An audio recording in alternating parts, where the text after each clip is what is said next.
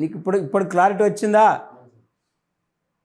ఇప్పుడు ఒక్క పంటకు కాలువ, చెరువు, బావి, ఇతర వనరులు నీరు అందించే భూమి ఎంత ఉంది ఏపీలో? అంటే ఆంధ్రప్రదేశ్లో ఒక్క పంటకు అందించే ఉన్నాయి, 2 పంటలకు నీళ్ళు అందించే చెరువులు, కాలువలు, బావులు పెద్దగా లేవని అర్థం ఇక్కడ. చూడండి 6 లక్షల హెక్టార్లు అంటే ఎంత దారుణం. మరి ఇప్పుడు వాస్తవానికి ఇక్కడ చూడండి, ఇక్కడ కూడా మీరు చూడండి 22-23లో కాలువలు 12,59,000 హెక్టార్లు, చెరువులు 2,76,000 హెక్టార్లు, బావులు 12,21,000 హెక్టార్లు, ఇతర వనరులు 1,00,000 హెక్టార్లు. టోటల్ 25,58,000 హెక్టార్లు. మరి 25,58,000 హెక్టార్లు అని చెప్పినాం. ఇక్కడ కాలువలు 10.08 లక్షల హెక్టార్లు, చెరువులు 2,55,000 హెక్టార్లు, బావులు 12,42,000 హెక్టార్లు, ఇతర వనరులు 0.98 లక్షల హెక్టార్లు.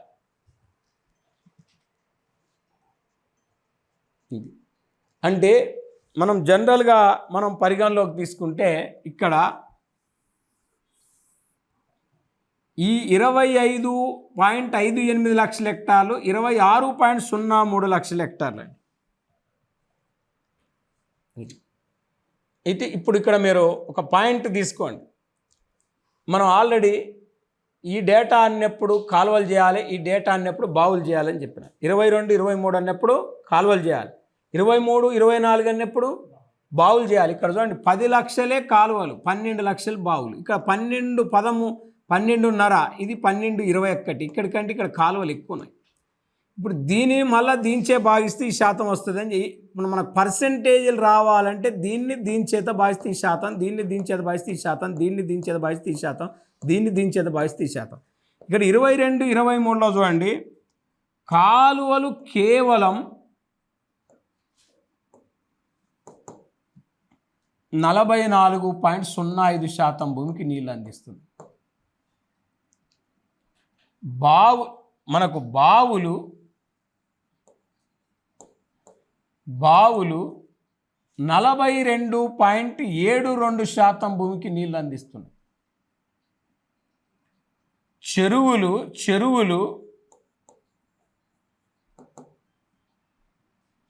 9.68% భూమికి నీళ్ళు అందిస్తుంది. ఇతర వనరులు 3.49% భూమికి నీళ్ళు అందిస్తున్నాయి. ఇది 22-23 డేటా.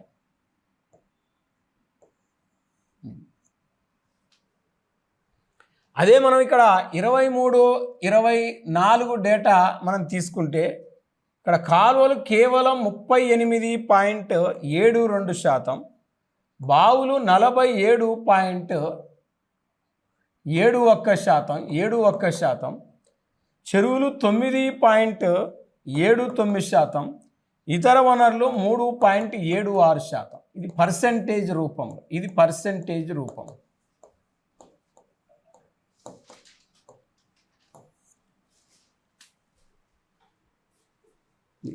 అంటే ఇప్పుడు మనకు ప్రశ్నలో పర్సెంటేజీలు చదవాల్సిన అవసరం లేదు, ఈ లక్షల డేటా చదవాల్సిన అవసరం లేదు.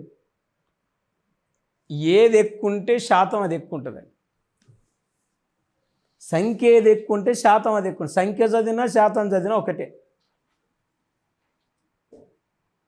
అంటే ఒక్కోసారి శాతాన్ని బేస్ చేసుకొని ప్రశ్న అడుగుతాడు, ఎంత శాతం భూమికి బావులు నీళ్ళు అందిస్తాయి అని అడుగుతాడు. అంటే సగభాగం భూమికి ఆంధ్రప్రదేశ్లో ఏం నీళ్ళు అందిస్తున్నాయి? బావులే. 23-24 డేటా ప్రకారం.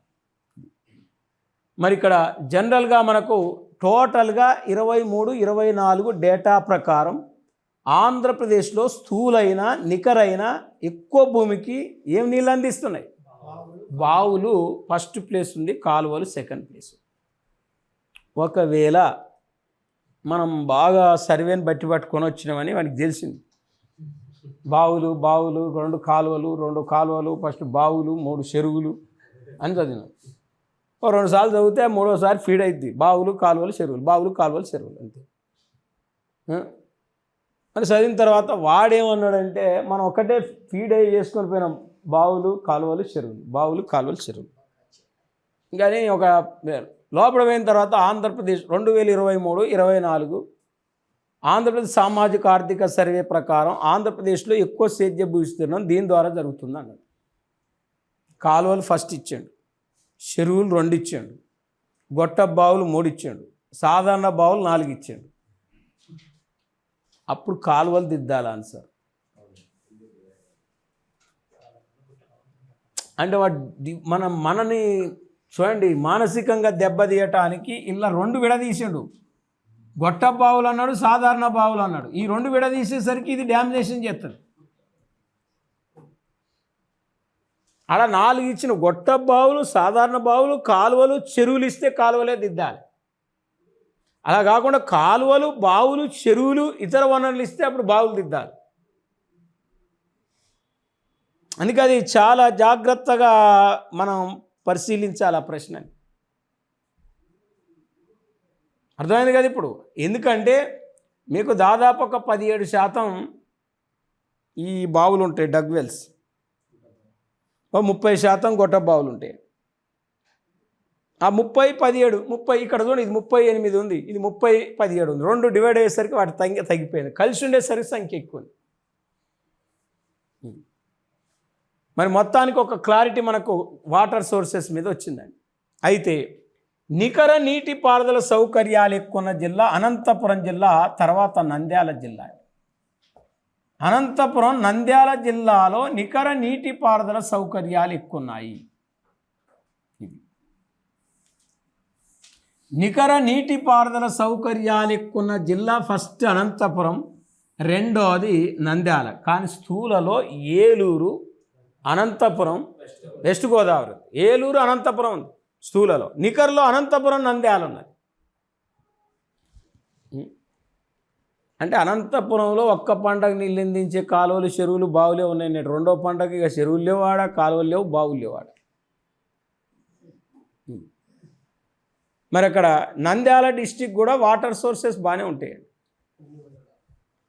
ఎందుకంటే అక్కడే పోతిరెడ్డిపాడు ప్రాజెక్ట్ అక్కడే ఉంది, తెలుగు గంగ అక్కడే ఉంది, కేసీ కెనాల్ అక్కడే ఉంది, ఆంధ్రనివాస్ సృజల స్రావంతి అక్కడే ఉంది, ముంచుమర్రి ఎత్తిపోతల పథకం అక్కడే ఉంది.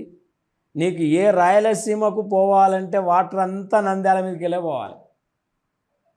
నీకు అనంతపురం పోవాలన్నా, కడప పోవాలన్నా, చిత్తూరు పోవాలన్నా, నెల్లూరు కేసీ కెనాల్ చెన్నైకి పోవాలన్నా మొత్తం నీకు నంద్యాల డిస్టిక్ మీదకి వెళ్ళి పోతాయి. కాబట్టి నంద్యాల వాటర్ సోర్సెస్ ఉంటాయి.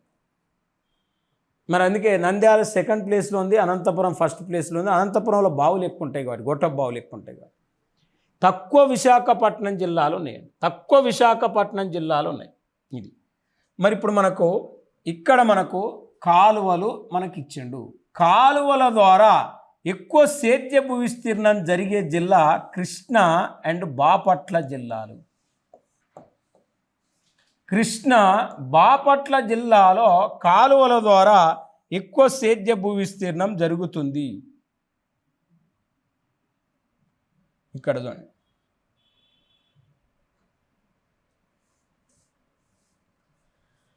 మరి కాలువల ద్వారా ఎక్కువ సేద్య భూ విస్తీర్ణం జరిగే జిల్లాలు అంటే మనం ఒక్కసారి కృష్ణా, బాపట్ల జిల్లాలని మనం చదువుకున్నాం. కృష్ణా, బాపట్ల జిల్లాలు. మరి ఇక్కడ మనకి ఎక్కువ సేద్య భూ విస్తీర్ణం జరుగుతుంది దేని ద్వారా అంటే మరి ఓన్లీ వేటి ద్వారా? కాలువలు అండ్ ఏంటి అయి కాలువలు అంటే కృష్ణా, బాపట్ల అని మనం ఆన్సర్ చేయాలి.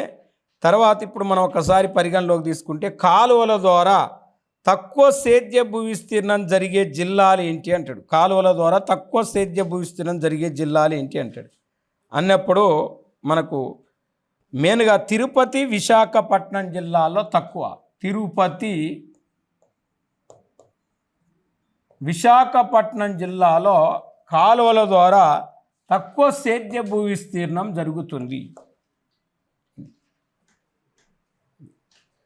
అంటే తిరుపతి, విశాఖపట్నం జిల్లాలో కాలువల ద్వారా తక్కువ సేద్య భూ విస్తీర్ణం జరుగుతుంది. అంటే కృష్ణా, బాపట్ల ఈ కృష్ణ అంటే ఎటు వస్తుంది? గుడివాడ,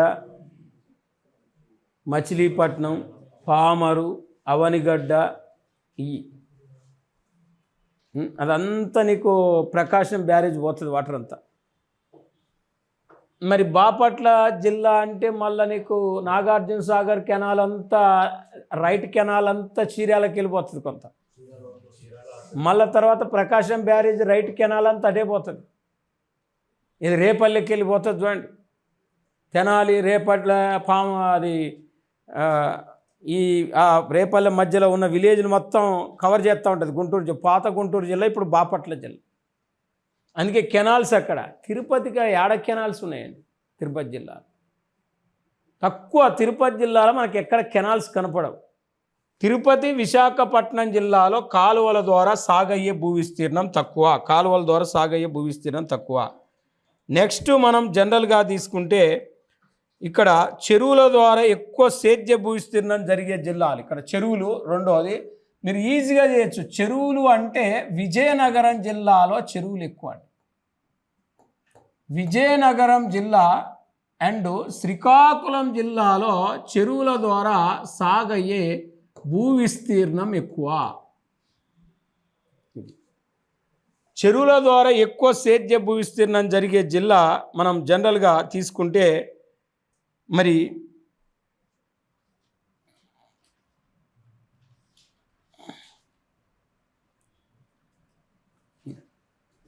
అయితే ఇక్కడ మనకు విజయనగరము ఏంటిది? శ్రీకాకుళం. విజయనగరము, శ్రీకాకుళం. విజయనగరము, శ్రీకాకుళం జిల్లాలో చెరువుల ద్వారా ఎక్కువ సాగైతుంది. దాదాపు 2,55,000 హెక్టార్ల భూమి మనకు చెరువుల ద్వారా సాగైతే ఈ రెండు జిల్లాలలో చెరువుల ద్వారా సాగయ్యే భూ విస్తీర్ణం ఎక్కువ అండి. రెండు జిల్లాల్లో సాగయ్యే భూ విస్తీర్ణం ఎక్కువ. మరి ఇప్పుడు తర్వాత మనం చెరువుల ద్వారా తక్కువ సేద్య భూ విస్తీర్ణం జరిగే జిల్లాలు మనం చూస్తే అన్నమయ్య ఒకటి, చిత్తూరు జిల్లా ఒకటి. ఈ అన్నమయ్య చిత్తూరు జిల్లాలో చెరువుల ద్వారా సాగయ్యే భూ విస్తీర్ణం తక్కువ.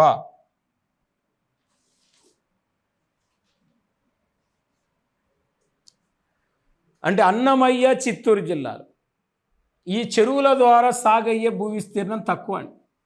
ఇది మరి ఇక్కడ బావులు మనం ఎక్స్పెక్ట్ చేయొచ్చు. బావుల ద్వారా ఎక్కువ సేద్య భూ విస్తీర్ణం అనంతపురం జిల్లాలో జరుగుతుంది.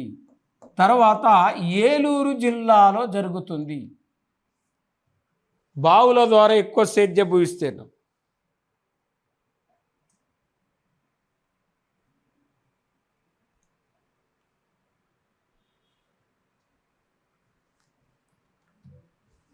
మరి బావుల ద్వారా ఎక్కువ సేద్య భూ విస్తీర్ణం మనకు అనంతపురం, ఏలూరు డిస్టిక్లో జరుగుతుంది. మరి ఇక్కడ బావుల ద్వారా తక్కువ సేద్య భూ విస్తీర్ణం ఎక్కడ జరుగుతుందంటే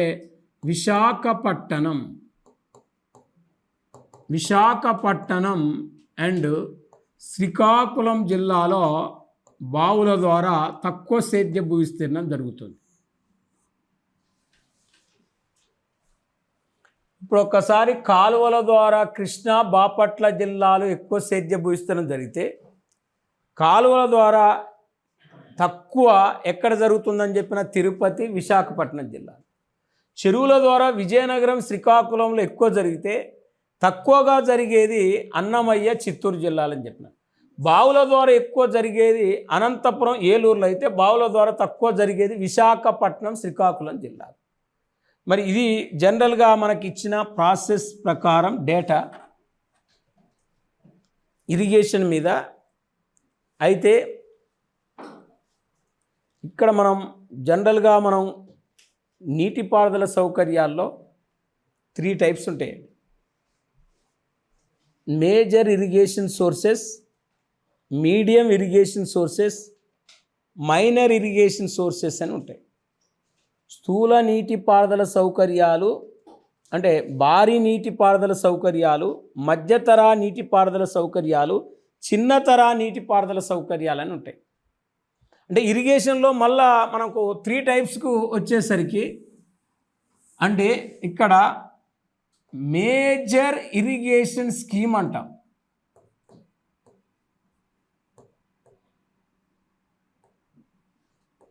భారీ నీటిపారుదల పథకం.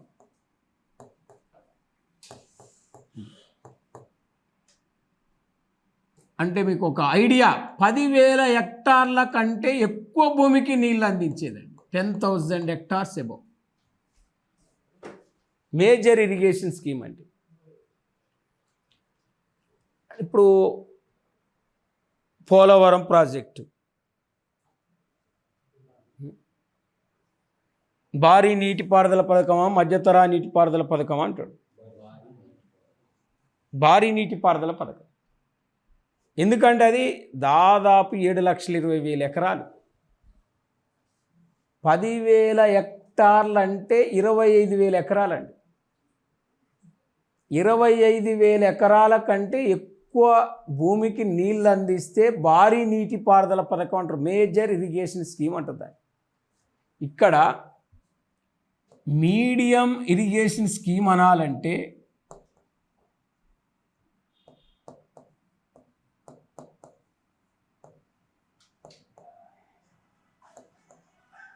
$2,000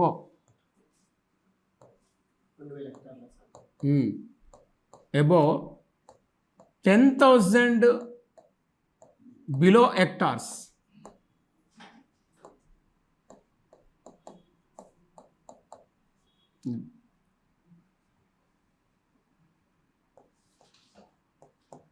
Minor.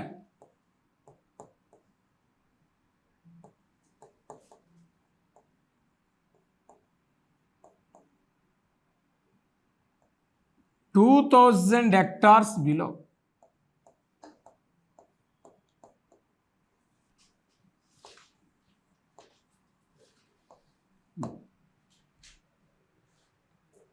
మరి ఇప్పుడు దానికి ఎందుకు చెప్పినంటే దాని డేటా మనకుంది. ఇప్పుడు దాని డేటా మనకుందండి. అంటే మనకి ఎట్లా అడుగుతారంటే భారీ నీటిపారుదల సౌకర్యాలు ఎక్కువ జిల్లా ఏంది, మధ్యతరా నీటిపారుదల సౌకర్యాలు ఎక్కువ జిల్లా ఏంటిది, చిన్నతరా నీటిపారుదల సౌకర్యాలు ఎక్కువ జిల్లా ఏందని మనకు సర్వేలు ఉంది. మరి సర్వేలు ఉన్నప్పుడు భారీ అంటే తెలవడం కోసం మీకు కాన్సెప్ట్ చెప్పిన. అంటే ఇప్పుడు 2,000 హెక్టార్ల కంటే తక్కువ భూమికి వాటర్ అందిస్తే దాన్ని చిన్న తరహా నీటిపారుదల పథకం అంటామండి. ఓకేనా? ఇప్పుడు మళ్ళీ నేను జలయజ్ఞం చెప్పినప్పుడు మొత్తం 54 ప్రాజెక్టులు కట్టాలి, అందులో భారీ ప్రాజెక్టులు ఉన్నాయి, మధ్యతరా ప్రాజెక్టులు ఉన్నాయని చెప్పినప్పుడు భారీ అంటే ఇప్పుడు ఒక మ్యాప్ వచ్చింది మనకి. అంటే హెక్టార్ వేరు, ఎకరం వేరు. ఒక హెక్టార్ అంటే 2.5 ఎకరాలు. మరి అలాంటిది మరి జనరల్గా 25,000 ఎకరాలు, 25,000 నుంచి 5,000 ఎకరాలు, 5,000 ఎకరాల లోపు. 5,000 ఎకరాల లోపు ఉంటే చిన్న, 5,000 నుంచి 25,000 ఎకరాలు ఉంటే మధ్య, 25,000 ఎకరాలు దాటితే భారీ. ఇప్పుడు మనం ఒక్కసారి డేటా, మనకి ఇచ్చిన డేటా భారీ నీటిపారుదల భారీ మధ్యతర నీటిపారుదల సౌకర్యాలు ఎక్కువ జిల్లాలు మనం తీసుకుంటే ఏ జిల్లాలో భారీ మధ్యతర నీటిపారుదల సౌకర్యాలు ఎక్కువనే అడుగుతాడు. భారీ మధ్యతర నీటిపారుదల సౌకర్యాలు ఎక్కువ జిల్లా బాపట్ల, పల్నాడు జిల్లా అండి. 2 కల్పించండు సర్వేలో. బాపట్ల జిల్లాలో, పల్నాడు జిల్లాలో ఇవి ఎక్కువ. బాపట్ల, పల్నాడు జిల్లాలో ఈ ఇరిగేషన్ సోర్సెస్ ఎక్కువ. మరి చిన్నతర నీటిపారుదల సౌకర్యాలు ఎక్కువగా శ్రీకాకుళం జిల్లాలో ఉన్నాయండి. శ్రీకాకుళం జిల్లాలో ఉన్నాయి. బాపట్ల, పల్నాడు జిల్లాలో భారీ నీటిపారుదల సౌకర్యాలు ఎక్కువ ఉంటే శ్రీకాకుళం జిల్లాలో చిన్నతర నీటిపారుదల సౌకర్యాలు ఎక్కువ ఉన్నాయి. మరి ఇప్పుడు మొత్తానికి మనకు ఆంధ్రప్రదేశ్లో 32 లక్షలు స్థూల ఉంది, 26 లక్షలు నికర ఉందండి. అంటే మిగతా భూమికి వాటర్ సోర్సెస్ లేవు.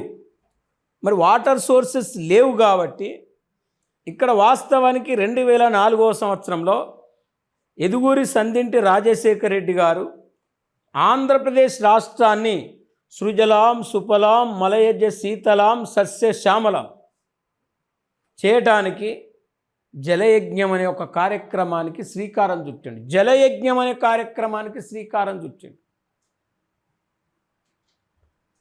మరి ఆయన ఆనాడు ఉమ్మడి ఆంధ్రప్రదేశ్ రాష్ట్రం ఉన్నప్పుడు 2004లో జలయజ్ఞం స్టార్ట్ అయితే 2004 జూలైలో జలయజ్ఞం స్టార్ట్ అయితే మరి ఆయన అకాల మరణం చెందటంతో జలయజ్ఞము కొంత డిలే అయింది.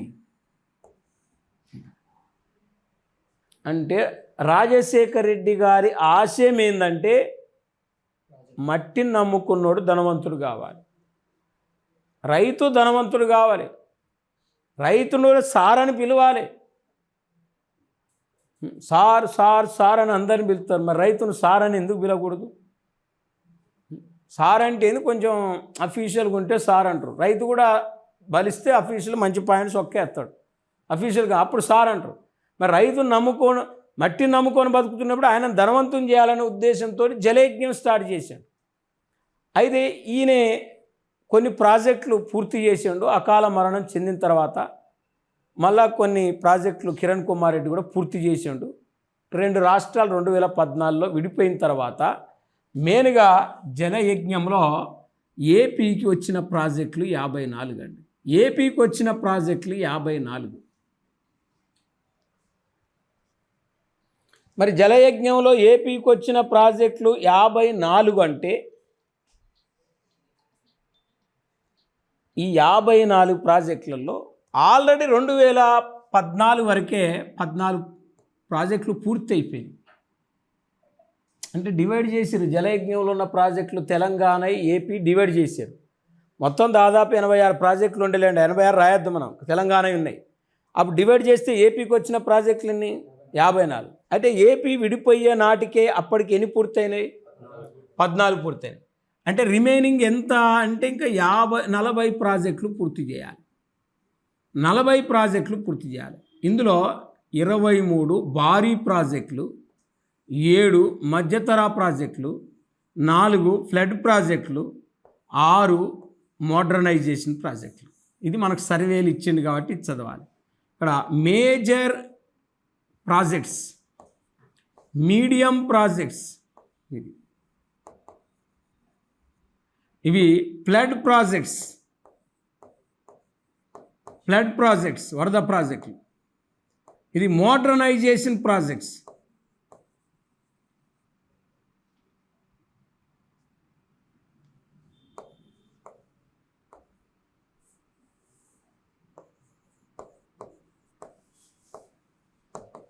మోడర్నైజేషన్ ప్రాజెక్ట్స్ అంటే ఇక్కడ అర్థం ఏంటంటే 2014 తర్వాత మన ఏపీలో జలయజ్ఞంలో మిగిలిపోయిన ప్రాజెక్టులన్నీ 40. ఇప్పటికి ఒక్కడి పూర్తి కాలే 10 ఏళ్ళలో. ఒక్కడు పూర్తి చేయలేకపోయారు ఇప్పటికీ. ఈ 10 years అయినా కానీ అక్కడ 10 yearsలో 14 పూర్తి చేశారు. 2004 నుంచి 2014 వరకు మరి 14 పూర్తి చేశారు 10 yearsలో ఉమ్మడి ఆంధ్రప్రదేశ్లో. మరి ఈ 10 yearsలో ఒక్కడు పూర్తి కాలేదండి. మరి అందులో మేజర్ ప్రాజెక్టులు ఎన్ని ఉన్నాయి? 23 ప్రాజెక్టులు మేజర్గా ఉన్నాయి. ఇందాక చెప్పిన మేజర్ అంటే మధ్యతరా ప్రాజెక్టులు 7 ఉన్నాయండి. వరదలు వచ్చినప్పుడు మాత్రమే అవి లిఫ్ట్ ద్వారా నీళ్ళు ఎత్తిపోతారు. వరదలు బంద్ కాగానే లిఫ్ట్లు ఆఫ్ చేస్తారు. లిఫ్ట్ అంటే ఏందో కాదు, అక్కడ కృష్ణానదికి, గోదావరి నదికి, పెన్నా నదికి వరదలు వచ్చినప్పుడు లిఫ్ట్ పెట్టి ఆడ మోటార్ పెడతారు. ఆడ కరెంటు స్విచ్ చేస్తే స్టార్టర్లో స్విచ్ చేస్తే మోటార్ ఆన్ అయ్యి లిఫ్ట్ ద్వారా కొడుతుంది. వాటర్ పంపు ఇట్లా కొడుతుంది. కొడితే చాలా దూరం పోయి అక్కడ ఒక రిజర్వాయర్లా పడతాయి నీళ్ళు వచ్చి. లిఫ్ట్లు వరదలు వస్తున్నాయి కాబట్టి ఆ వరదలు వచ్చినప్పుడు వేస్ట్ అయిపోతాయి కాబట్టి ఆ వరదలు వచ్చినప్పుడు ఆ నీళ్ళు గుంజి రిజర్వాయర్లో స్టోర్ చేసుకోవాలి. వరద ప్రాజెక్టులు అంటారు వాళ్ళు ఆ సీజన్లో. మరి అందులో పట్టిసీమ అనేది తాత్కాలిక వరద ప్రాజెక్ట్. అది పోలవరం పూర్తి అయితే పట్టిసీమ ఉండదు. మరి ఇక్కడ మనకు రాయలసీమ ఎత్తిపోతల పథకం, అంద్రినివా సృజల స్రావంతి ఎత్తిపోతల పథకం, ముంచుమర్రి ఎత్తిపోతల పథకం, మరి తర్వాత మరి గాలేరు నగరి సృజల స్రావంతి ఎత్తిపోతల పథకం, మరి పల్నాడు ఎత్తిపోతల పథకం అని ఉన్నాయి. మనకు కొన్ని ఉన్నాయి. వరదలు వచ్చే సమయంలో 4 ఉన్నాయి. వరద ప్రాజెక్టులు ఎన్ని కట్టాలి? 4. గతంలో కట్టిన ప్రాజెక్టులు ఉన్నాయి. గతంలో కట్టిన ప్రాజెక్టులు అవి తుది దశలోకి వచ్చినాయండి. మళ్ళీ వాటిని కన్స్ట్రక్షన్ చేసుకోవాలి, మోడర్నైజేషన్ చేసుకోవాలి. ఏం లేదు, గడ పెళ్ళ బగిలింది, దానికి ఇంత సున్నం వేసి మళ్ళీ కలర్ రాస్తే కొత్తగా అనిపిస్తుంది.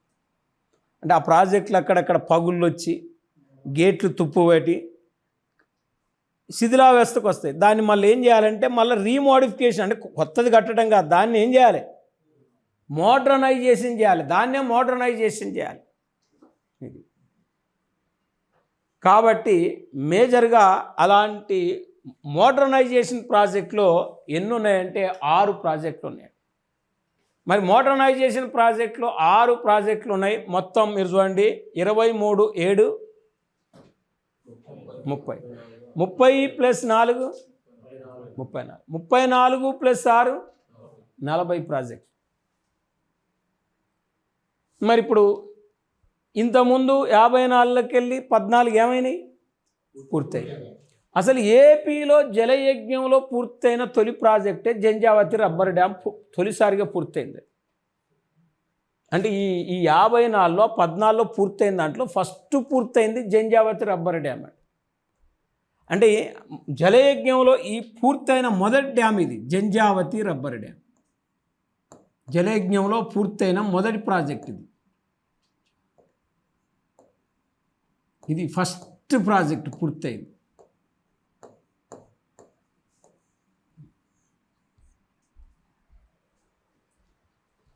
ఇప్పుడు చెప్పండి, జలయజ్ఞంలో పూర్తయిన తొలి ప్రాజెక్ట్ ఏంటిది? Janjhavathi rubber dam.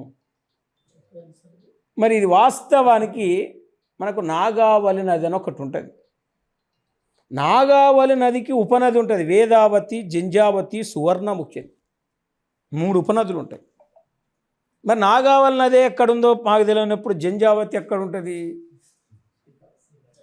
నాగావళి నది ఒడిస్సా రాష్ట్రంలో రాయగఢ్ కొండల్లో పడుతుందండి. ఒడిస్సా రాష్ట్రంలో రాయగఢ్ కొండల్లో పుట్టి ఒడిస్సా, విజయనగరం, శ్రీకాకుళం జిల్లాల గుండా ప్రవహిస్తూ శ్రీకాకుళంలో మెపాస్ బందర్ వద్ద బంగాళాఖాతంలో కలుస్తుంది నాగావళి నది. ఆ నాగావళి నదికి వచ్చి జంజావతి నది వచ్చి నాగావళిలో కలుస్తుంది, వేదావతి వచ్చి నాగావళిలో కలుస్తుంది. మరి సువర్ణముఖి వచ్చి నాగావళి నదిలో కలుస్తుంది. సువర్ణముఖి అన్నా కానీ స్వర్ణముఖి అనలే నేను. శ్రీకాళహస్తి ఏ నది ఒడ్డునుంది? స్వర్ణముఖి. శ్రీకాళహస్తి. ఇక్కడ చెప్పింది నేను సువర్ణముఖి. అంటే జంజావతి అనేది ఒక ఉపనది నాగావళికి. ఇది ప్రజెంటు కట్టినప్పుడు విజయనగరం జిల్లా, ఇప్పుడు మాత్రం ఈ జంజావతి రబ్బర్ డ్యామ్ ఎక్కడుందంటే మన్యం జిల్లాలో ఉందండి.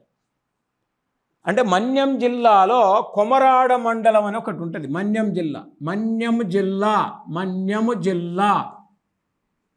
ఇది మన్యము జిల్లాలో కొమరాడ అని ఒక మండలం ఉంటుంది.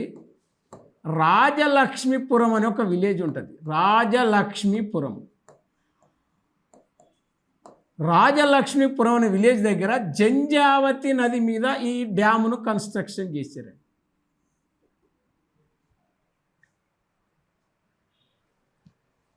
మరి ఈ డ్యాము కన్స్ట్రక్షన్ ఏ నది మీద?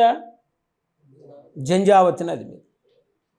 అంటే రబ్బర్ డ్యామ్ ప్రాజెక్ట్ కాదు, రబ్బర్ తోటి కన్స్ట్రక్షన్ చేసారు డ్యామును. ఇది ఏసియాలోనే మొట్టమొదటి రబ్బర్ డ్యామ్ అండి. ఆసియా ఖండములోనే ఫస్ట్ రబ్బర్ డ్యామ్ ఇది. ఆసియా మొత్తం మీద ఎక్కడ రబ్బర్ డ్యామ్ లేదు నీకు. ఏసియా మొత్తం మీద పోయి చూస్తే తెలుస్తుంది నీకు ఎట్లా కన్స్ట్రక్షన్ చేసేది దాన్ని. ఇట్లా రబ్బరు ఇట్లా మనం బెలూన్ ఊస్తే ఇట్లా బెలూన్ ఊస్తాం కదా, ఊదినప్పుడు బెలూన్ ఇట్లా తాగుతుంది కదా, తాగంగానే ఇటు మన దారం కడితే ఇప్పుడు బెలూన్ ఇట్లా ఉంటుంది కదా. రబ్బర్ను కూడా ఇటు నదికి ఇట్లా సాగదీసి బోల్ట్లు వేసి ఫిట్ చేస్తారు. మధ్యలో గేట్లు పెట్టినప్పుడు హోల్స్ పెడతారు. ఆ ఓళ్ళకి వెళ్ళి బయటికి వెళ్ళిపోతే రబ్బర్ కరెక్ట్గా నదికి ఇట్లా పెడతాడు, ఇట్లా ఆనిచ్చి పెడతాడు. మనోళ్ళు కాదు, హైడ్రో కన్స్ట్రక్షన్ కంపెనీ అని ఆస్ట్రియా దేశం చెందిన హైడ్రో కన్స్ట్రక్షన్ కంపెనీ వచ్చి దాన్ని కన్స్ట్రక్షన్ చేసిపోయారు. అప్పుడు రాజశేఖర రెడ్డి గారు దీన్ని మొదటిసారిగా ఓపెన్ చేశాను 2006లో. అంటే జలయజ్ఞంలో పూర్తయిన తొలి ప్రాజెక్ట్ ఏపీలో ఇది. మరి కొమరాడ మండలం రాజలక్ష్మీపురం విలేజీ జంజావతి నది మీద మరి మన్యం జిల్లాలో ఉందని చెప్తున్నాం ఇది. అయితే మనకి ఇప్పుడు జలయజ్ఞం మొత్తం పూర్తయితే, ఇదంతా పూర్తయితే 37,63,000 ఎకరాలకు సాగునీరు అందుతుందండి. ఇంకా తిరుగులేదు ఏపీకి. 37 అంటే చూడండి, ఇప్పటికీ 32 లక్షల ఎకరాలు ఉంది. మరొక 32 లక్షలు వచ్చిందనుకోండి, చూడండి మ్యాక్సిమం కవర్ అయిపోద్ది. 70-80% వాటర్ కవర్ అయిపోద్ది ఏపీలో. 80% భూములన్నిటికీ వాటర్ ఉంటుంది ఆంధ్రప్రదేశ్లో. అంటే జలయజ్ఞం పూర్తయితే 37,63,000 ఎకరాలకు సాగునీరు అందుతుందండి. మరొక పంజాబ్ అవుతుంది, మరొక హర్యానా అవుతుంది, మరొక తూగో పాగో జిల్లాలు అయితే ఆంధ్రప్రదేశ్ అంతా. మరి తూగో పాగో జిల్లాలు చూడాలి, ఏ జిల్లాలు చూడొద్దు మీరు ఏపీలో. తూర్పుగోదావరి పశ్చిమ గోదావరి జిల్లాలు చూస్తే ఎంత బలిసిన జిల్లాలంటే అంత బలిసిన జిల్లాలు ఆ 2 జిల్లాలు. వాళ్ళ దగ్గర ఉన్నంత డబ్బు ఎవరి దగ్గర ఉండదు ఏపీలో. ఎందుకంటే అది మన పుణ్యం కాదు, మన ఉమ్మడి ఆంధ్రప్రదేశ్ పుణ్యం కాదు, మరి విడిపోయిన ఆంధ్రప్రదేశ్ పుణ్యం, జగన్ పుణ్యం కాదు, చంద్రబాబు నాయుడు పుణ్యం కాదు, కాటన్ ధర పుణ్యం అది. ఆ కాటన్కి ఆ రాజమండ్రి దగ్గర ఆ ధవళేశ్వరం వద్ద ఎట్లా ప్రాజెక్టు కట్టాలని ఆలోచన వచ్చిందో అండి. చూడండి, 1847లో కట్టిన కాటన్ ప్రాజెక్టు ఇప్పటికీ చెక్కు చెదర్లే. మనోళ్ళు కట్టిన ప్రాజెక్టు 10 ఏళ్ళలో పోతున్నాయి. 10 ఏళ్ళు 100 గేట్లు ఉన్నాయి. నేను ధవళేశ్వరం బ్యారేజ్ చూసిన 100 గేట్లు ఉన్నాయి దానికి. అంటే ఎంత అద్భుతం. 170 ఏళ్ళు అయింది ఆ ప్రాజెక్టు కట్టి ఇప్పటికీ. ప్రకాశం బ్యారేజ్ కూడా వాళ్ళు కట్టిందే విజయవాడ దగ్గర. అందుకే ఈ గుంటూరు, ఈ కృష్ణా, ఈ ఈస్ట్ వెస్ట్, ఈ మధ్యలో 4 జిల్లాలు బాగా బలిసిన జిల్లాలు కావడానికి ఆ 2 ప్రాజెక్టులే అండి. అందుకే దేవుని గుడికి పోతే దేవుడు వరమిస్తాడో ఏడో మనకైతే 100% గ్యారెంటీ లేదండి. కానీ ప్రాజెక్టు మాత్రం 100% రైతులకు వరాలు ఇస్తాయి. దేవాలయాల కంటే ప్రాజెక్టులే ఆధునిక దేవాలయాలు. చూడండి, ఆధునిక దేవాలయాలతో ప్రాజెక్టులను పోల్చినామంటే వాస్తవం 100% అండి. వాస్తవం నేను ఎందుకు చెప్తున్నా అంటే, సమైక్య ఆంధ్రప్రదేశ్లో 50 ఏళ్ళు మాకు వాటర్ లేవు. మా యొక్క తారెడారు లాగుండే మా ప్రాంతం అంతా, భూములంతా 10,000 5,000కు కూడా ఎవడు ఎకరం కొనలే. పంటలు పండలే, బోర్లు లేవు, బావులల్లో నీళ్ళు లేవు, అప్పులు ఎక్కువై రైతుల ఆత్మహత్య. మరి ఖమ్మం జిల్లా మొత్తం వాటర్ ఉంది, కానీ మా యొక్క మండలం ఒకటి ఉంటుంది, తిరుమలాయపాలెం మండలం అని, ఖమ్మం డిస్టిక్లో. అదొక్కటి వాటర్ లేదండి. తెలంగాణ రాగానే ఫస్ట్ భక్తరామదాస్ ఎత్తిపోతల పథకం కట్టారు. ఫస్ట్ కట్టింది అది తెలంగాణ వచ్చినాక. ఇప్పుడు మా నియోజకవర్గం మొత్తం 3 పంటలు పండుతున్నాయి. పచ్చగా పంజాబ్ లాగుంది. రైతులు ఎంత ఆర్థికంగా ఎదిగిరంటే ఈ 5-6 ఏళ్లలో బాగా 3 పంటలు పండి ఆగట్లే ఒక్కొక్కడు ఊళ్ళల్లో పుష్కలంగా. అంటే చూడండి, 3 పంటలు పండుతున్నాయి అక్కడ. ఒక్కొక్క ట్రాక్టర్లు, బైకులు, కార్లు కొన్నారు ఈ మధ్యకాలంలో. అంటే ఒక్క ప్రాజెక్టు ఎంతమందికి వరాలు ఇస్తాను చూడండి. అందుకే ఇప్పుడు మనకి జలయజ్ఞం అనేది పూర్తి అయితే 37,63,000 ఎకరాలకు సాగునీరు అందుతుందండి. మరి ఇప్పుడు మనం ఒక 6 ప్రాజెక్టులు ఉంటాయి జలయజ్ఞంలో. మనం ఇప్పుడు 40 కాదు, 40 ఇచ్చాడు మన సర్వేలో. 40 ప్రాజెక్టులు ఇచ్చాడు మన సర్వేలో. పేజ్ 1, 2, 3, 4, 5 5 పేజీలు ఇచ్చాడు. మరి ఆ 40 మనం గుర్తుపెట్టుకోవాలంటే చాలా కష్టంతో కూడుకున్నది. ఒక 6 అత్యంత కీలకమైనవి ఉన్నాయి జలయజ్ఞంలో. 6 ఏంటి అనేది మనం బ్రేక్ తర్వాత నేర్చుకుందాం.